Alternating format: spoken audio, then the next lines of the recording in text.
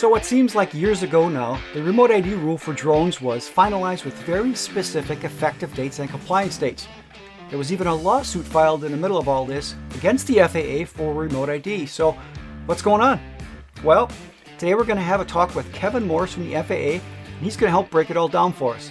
I know you think you bought a toy, but you really bought an aircraft, and you are actually that aircraft's pilot. So let's go.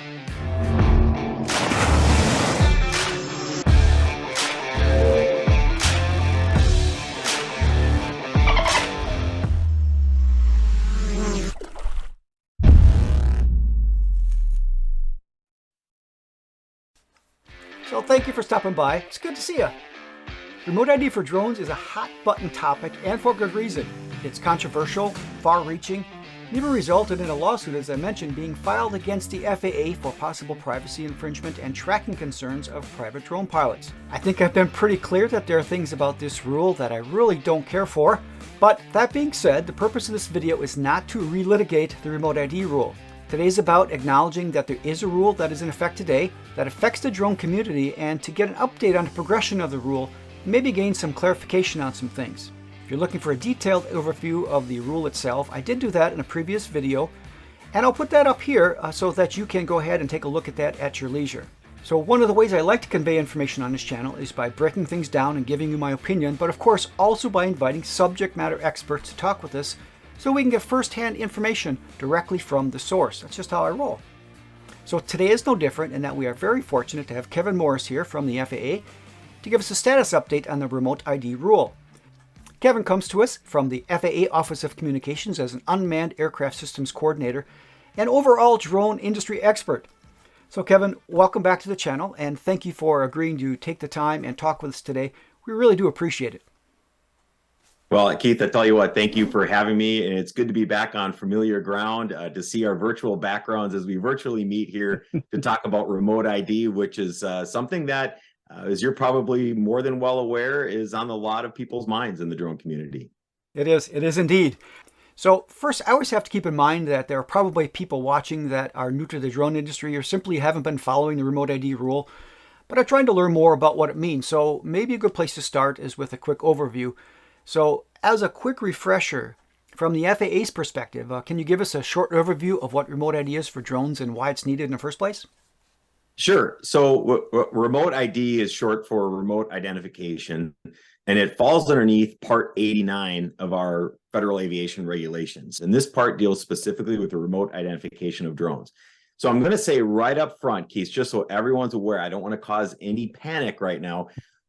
Operationally, you do not need to comply with remote ID until September of 2023. So that's next September, just at the time of this video recording, just under a year away. So a lot of the things that you and I are going to talk about here are coming. The rule is on the books, so to speak, but we're not looking for drone pilots or operators to begin complying until September of 2023.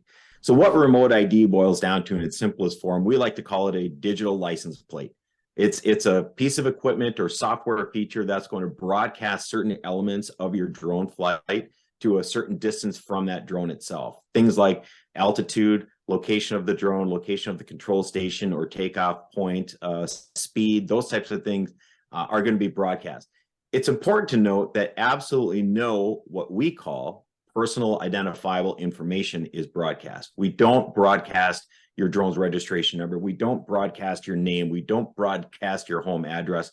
What is broadcast is what we call a remote ID serial number or session ID, depending on which one you opt to set in there. So that information is broadcast only. Now, why we're doing this is because this is our next incremental step. So certainly there is absolutely some safety and security elements that remote ID helps the FAA with in terms of ensuring our national airspace system remains safe and secure, but it's also an incremental step towards unmanned traffic management, what we call routine beyond visual line of sight operations. Those things are all going to be dependent on our ability to safely, securely, and efficiently manage drone traffic in our airspace. It's a great explanation. Thank you. So recently I did a flight test with one of the first remote ID modules. This is an add-on module that's approved by the FAA. And it's interesting because the comments were a lot different than I thought. And I can tell you that I was surprised that, let's just call, many of the comments were colorful. So, of course, this is not the only way, though, that we can comply with remote ID. So, can you give us a quick rundown on the different ways someone can comply with the remote ID rule? Sure, and I'm glad you asked, because there are a couple compliance dates that everyone who's been following remote ID is probably aware of. The requirement for manufacturers to begin producing remote ID drones to be sold in the United States must come equipped with standard remote ID. So think of standard remote ID as being baked into the drone itself. It's not an add-on component. It's not something that you're going to have the option of disabling when you pick up your drone from the store or something like that. It's something that's going to be equipped and on the drone itself. Now, in all fairness, we did not get the first means of compliance, and I don't want to get too far into these acronyms, but the means of compliance is sort of how the remote ID broadcast system is going to work. We didn't get that until I think it was August of this year. So what we've done in the meantime is given manufacturers a little bit more breathing room through December of 2022 to begin producing these standard remote ID drones. So that is the first way, probably the most common way people who buy drones in the near future will be complying with remote ID. Now, to go to what you brought up, there's also broadcast modules. And these are going to be, like you held in your hand, aftermarket devices that broadcast the same type of remote ID information, but can be added to drones that were either not manufactured with remote ID right out of the box, or perhaps they're home-built type drones, that type of thing, so that they can comply with the rule beginning in September of 2023. And the final thing that I'll mention here is that there'll be certain locations that will be approved by the FAA where you can fly your drone without remote ID equipment, again, beginning in September of 2023, of course. And those are called FAA recognized identification areas. So those are the three ways you can comply with remote ID. Cool. So one of the groups that I know scratches their head a lot, especially when I did this, I got a lot of comments, was the FPV pilot group. By the nature of the typical build for many FPV drones, they won't likely come standard remote ID compliant. And one of the other options, of course, is to attach something like this module. But the comments I keep hearing is, hey, it's too big, it's too heavy, and it's too expensive. It's just not practical. So given the technology just isn't there right now, and barring any super quick technological breakthroughs, does the FAA foresee any path for home-built FPV drones to be exempt from the remote ID rule? So we're not looking at any exemptions for home builds for remote ID, but I think you bring up a really good point, and that is how we got to seeing that very first broadcast module. So when the FAA came out with remote ID, when we came out with Part 89, you probably noticed we didn't specify a lot of baseline requirements for broadcast modules. We didn't say it had to be this size or this type of battery. And the FAA is moving towards what we call performance-based regulation. We don't want to tell you the size it has to be, the battery capacity, the transmission components. We want to say, here's what it needs to do, and let industry innovate. And so if you might correct me if I'm wrong here, but I think what you held up is the very first broadcast module that has been developed, right? So that's correct. So version 1.0, right? Version 1.0. We fully expect over the next 11 or 12 months that industry will continue to innovate. We're going to see more options in terms of means of compliance documents for broadcast module manufacturers to use. And we expect to see not only the price to come down, but perhaps the size and the weight to come down, because what you're saying is something that we fully recognize, that if a broadcast module weighs 3 pounds and is the size of a loaf of bread, it's not going to work for industry. So that is something that we are very carefully watching here over the next 11 months to see where that goes. But in terms of talking about exempting certain people from remote ID, we're not looking at that. What we are saying is that we're going to watch this space, see how the innovation happens, and then perhaps readdress it later if needed. Okay, fair enough. So I'd be remiss if I didn't bring up that there has been a lawsuit filed against the FAA. And of course, and I know you can't talk about details of that. However, I think a lot of people think that because there was a lawsuit that maybe some of the rules changed or parts of it got canceled, things like that. And to my knowledge, it is complete. But if that's not the case, so let me know. But so given everything that's happened, Can you speak to where we are today and if any parts of the rules have changed recently? So not diving into the lawsuit portion of it, because the legal team would kick in the front door of my house right now if I started opining on that. I definitely can talk about what had changed from what we proposed in the rule to where we are today.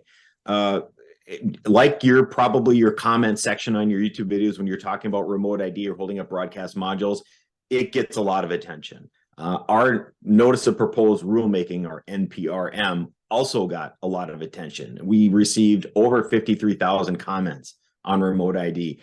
And believe it or not, we actually do read through every comment and categorize them as they come in. No comment was ignored, regardless of how colorful that comment may have been towards the FAA. We do look at everything that came in. And there was one very common thread that we had a lot of people respond on, and that was the network requirement.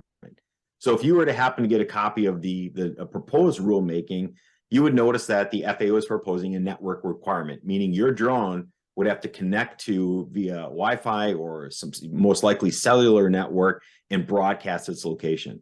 Due to the overwhelming response we received from the drone community and some of the technological issues that they raised, the FAA dropped that network requirement. So now when we're talking about drones and their broadcast capabilities, there's no requirement for you to connect to an LTE signal or a cell tower or anything like that. It's simply the broadcast capability of the drone and the equipment itself. So I like to say that this was a really good example of the FAA listens. We don't just pay lip service when we put out requirements and we get overwhelming feedback that, hey, we don't think this is going to work. We do listen and we do make adjustments based on that where we can. Obviously, there are other issues where we're really very limited on some of our flexibility, but it's important to note that when you have an opinion and you want to make that heard, the FAA will listen to you and adjust as we can.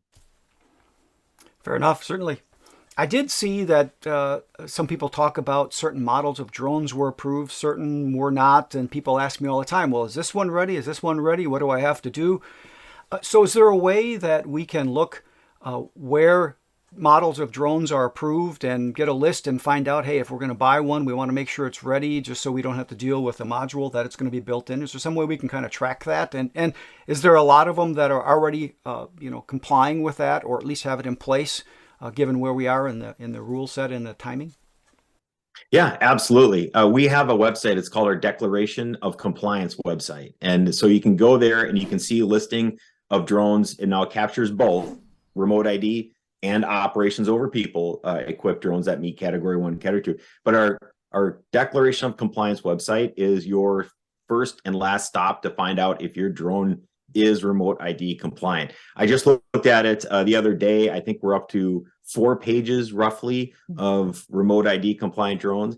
If you want to find out if your drone is remote ID compliant, you can go to the FAA's Declaration of Compliance and look at the submitted and approved declarations of compliance. You'll see them listed by manufacturer and model, and then by serial number when you open up that document. And that is the only way for you to determine if your drone is remote ID compliant. Okay, that's really good to know that there's so many as well. That's really good. So something that just came to mind with this, on this page, for instance, I noticed a bunch of mini drones. The remote ID is tied to registration, and the registration is tied to the weight, so that a lot of recreational pilots think, I don't have to comply because I'm going to have this mini drone and it's below the weight and I'm going to be doing only recreational, so I don't need to worry about it. But I saw these mini drones are listed on the website as being remote ID compliant. Now, you mentioned before that you can't turn it off or anything. So even if it's not required and you're not registered, do you know if these drones that are going to be coming with the standard remote ID already equipped are going to be transmitting regardless if you are registered or not?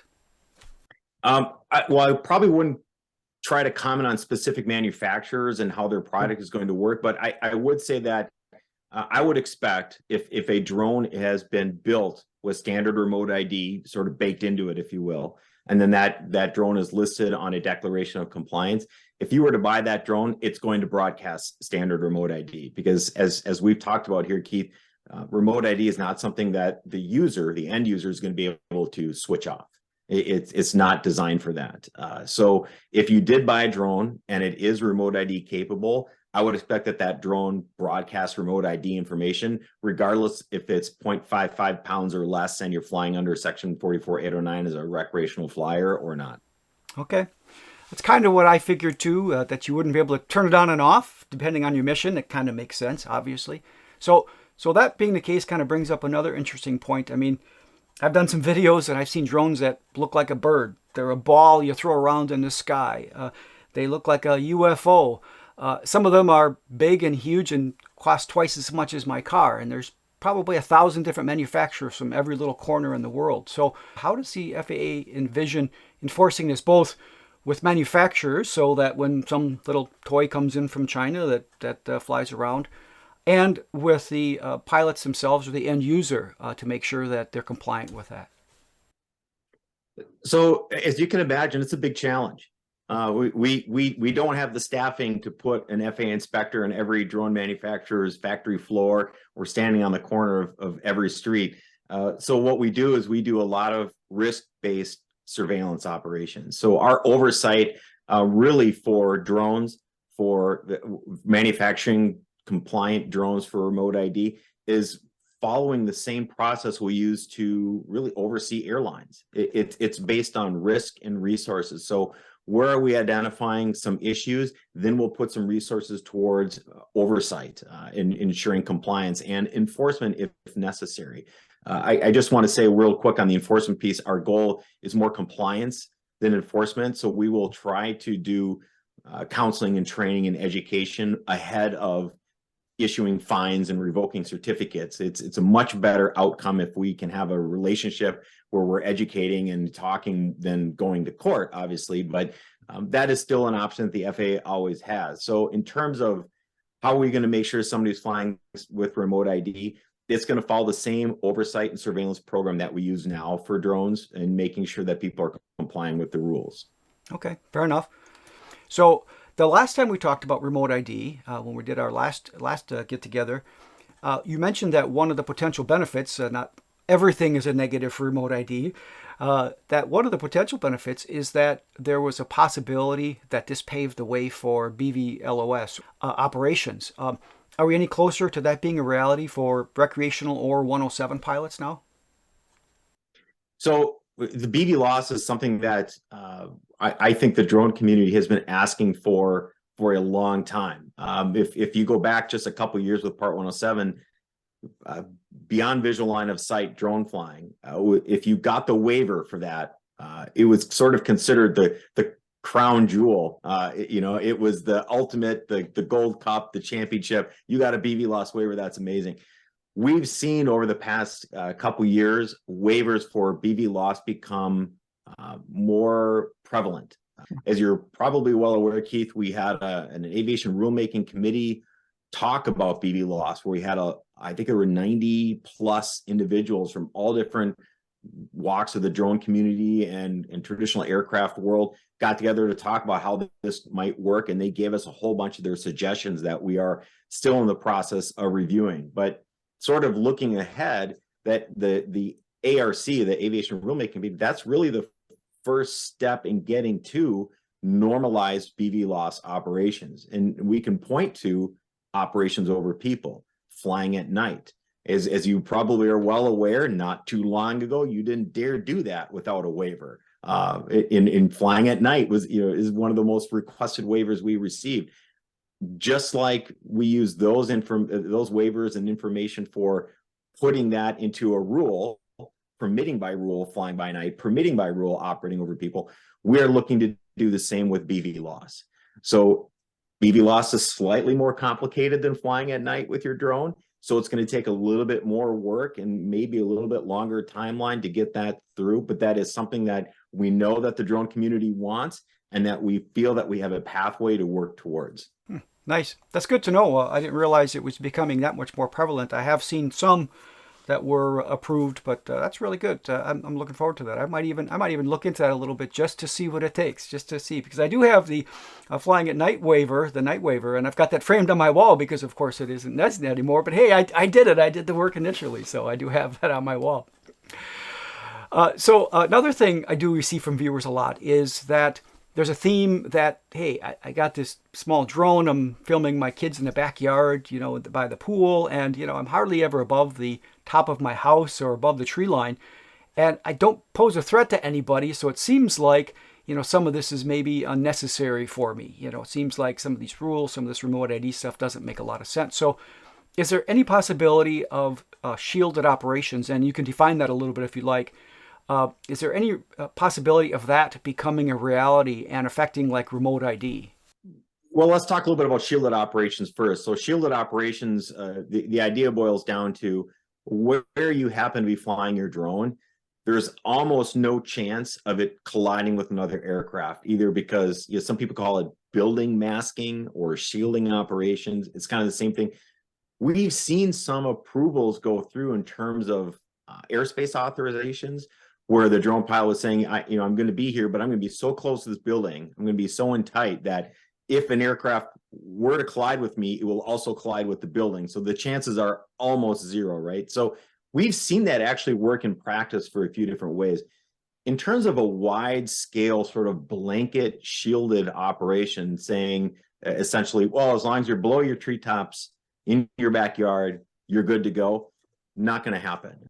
In your backyard, it includes airspace a couple feet off the ground. It includes all that airspace for a good reason, because drones, when they're operating correctly, are great. When they fly away, not so great. And so we just need to be aware of what we're doing and what the rules are designed to do, which is to keep the airspace safe for everyone. So I get it. You bought a toy, you're taking a cool little video in your backyard. Why do I have to go take the recreational UAS safety test, or why do I have to go get Part 107 certificated, things like that? I know it seems like a lot, and that's really our big hurdle, is getting people to understand that I know you think you bought a toy, but you really bought an aircraft, and you are actually that aircraft's pilot. And that means that you have to go and fly that aircraft in the safest manner possible, which is why we try to do the education and give the tools for everybody to use. Yeah, fair enough. I do hear that a lot, and I always wondered if there was something that was being considered. Of course, the FPV pilots, that's a big thing because a lot of them are always close to buildings and things, legal or not. But it does kind of make sense that people would ask that question. So continuing with the comments that I receive a lot, and I'm sure you see a lot as well, and many people are concerned because of the remote ID rule that the general public can locate the pilot's location, and that could increase the likelihood of becoming a victim of theft or assault. Now, I know in the NPRM, there were 53,000 comments, and there was a lot of those same comments in there, some of them even from law enforcement saying that it might increase that possibility. So, but on the flip side, I've also had people in the comments tell me that, hey, you're paranoid, that's never going to happen. If it would happen, it's going to happen anyway. To that point, my wife and I were targeted once while I was piloting a drone, and she was being my VO, and we had three guys kind of close in on us from different directions. And luckily, we were aware of our surroundings. We kind of saw it was setting up, so we were all packed up. And we do run often, so we were able to run a little bit faster, and we had a good escape route, so it worked out okay for us in that situation. But honestly, it did shake us up, and we fly differently today because of it. We're much more aware of our surroundings. So when people have these concerns, and even though it might be something that isn't going to happen all the time, it is a possibility. So knowing that the FAA has not reversed the decision to include the provision that includes the pilot's position and the location of the remote to anybody with an app for free. So what would you tell those people that are either considering this as a new hobby, or maybe are new to the hobby and just learning about remote ID?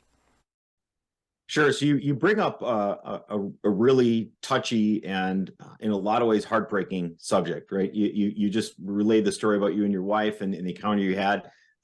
That's not the only story I've heard. These certainly aren't just anecdotal stories. These are real things happening to real people, and that's not lost on us. I would hate for anyone to think that the FAA just doesn't care what might happen to a drone pilot out there, because we absolutely do. So what we try to do in terms of mitigating that risk is we work with law enforcement agencies across this country pretty heavily.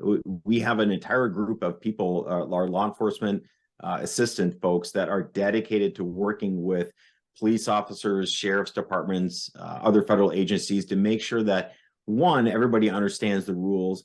Two, everybody understands what they can do to respond to these types of incidents to help drone pilots.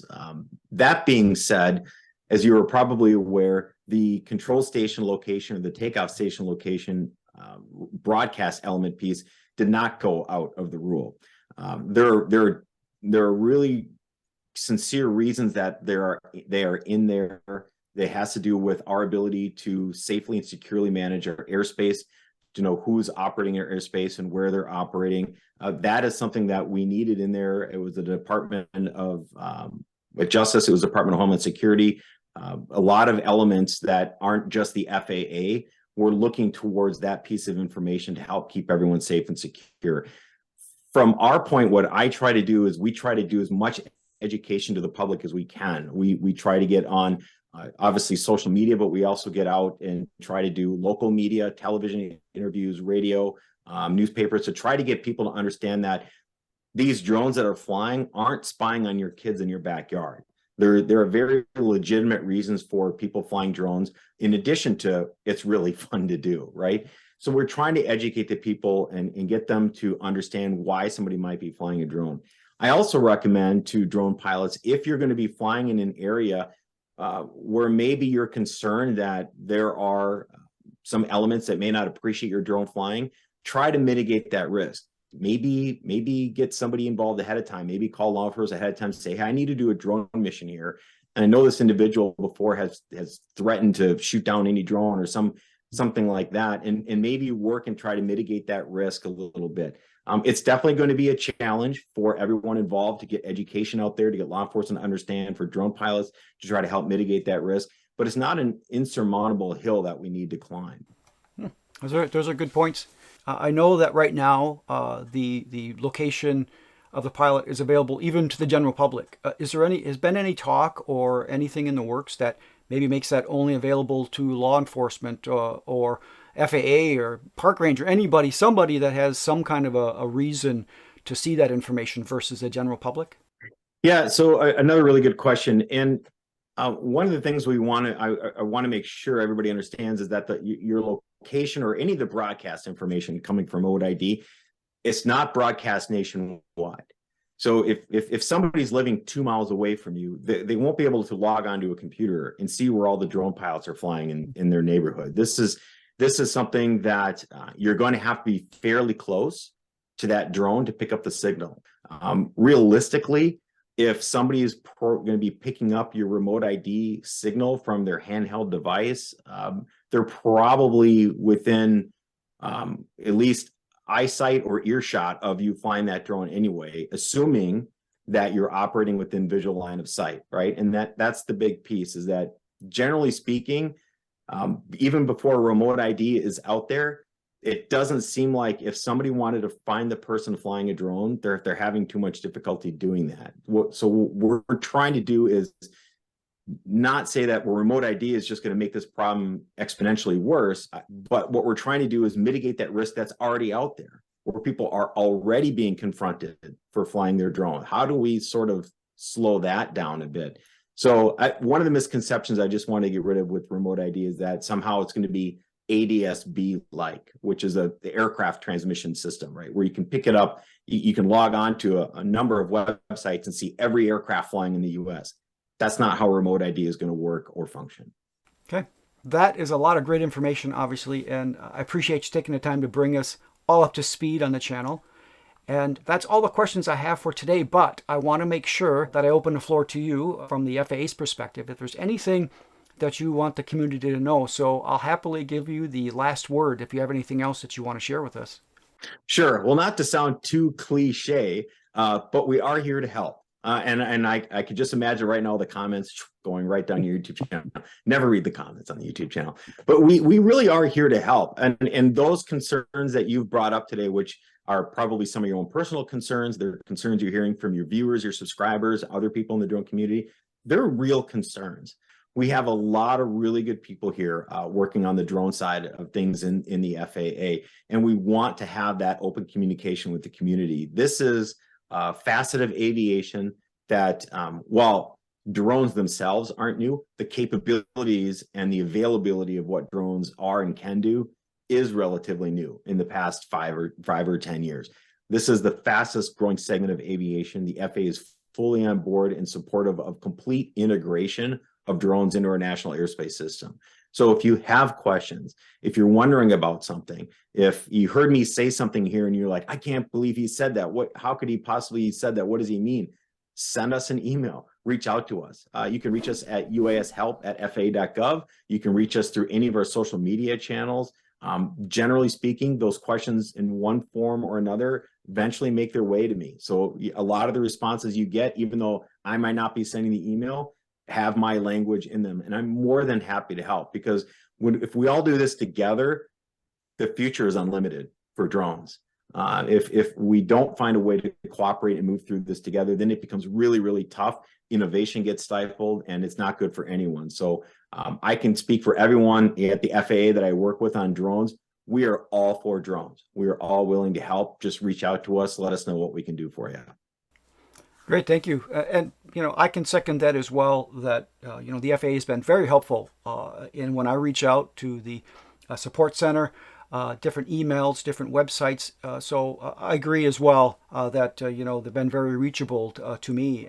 Proof to that is you're here on the channel today. So with that, I'm going to leave it here. And again, thank you, Kevin, for taking the time to keep us up to date. It's always my pleasure, and I look forward to talking with you again next time. Take care. It's my pleasure. Have a great day. So that was Kevin Morris with the FAA's Office of Communications, and I always enjoy talking with Kevin when we can get him on the channel. He's such a knowledgeable guy about different rules and regulations. So something I want to bring up in closing is that flying drones is indeed a great hobby. So I think we're kind of in some growing pains right now, and hopefully all that gets resolved in such a way that makes it reasonable and still fun to be a recreational or a 107 drone pilot, because it really is a great hobby. So as a reminder, I will put links in the description to the things we talked about and videos I referenced in this video. So if you want more follow-up information, be sure to check those out. Of course, if you have any questions or comments, make sure you drop them below. Lastly, if this content was useful to you in any way, or you learned something you didn't know before, don't forget to click the like button and subscribe so you don't miss any of the future content, because of course I am going to follow up with the FAA as things evolve, so if there's new info, I'll be sure to get it to you as soon as I can. And of course, if you didn't like the content, that's okay too. Just make sure you click the dislike button twice. That'll really show me. With that, thank you for taking the time to watch today. Really do appreciate it. And until next time and next video, good flying.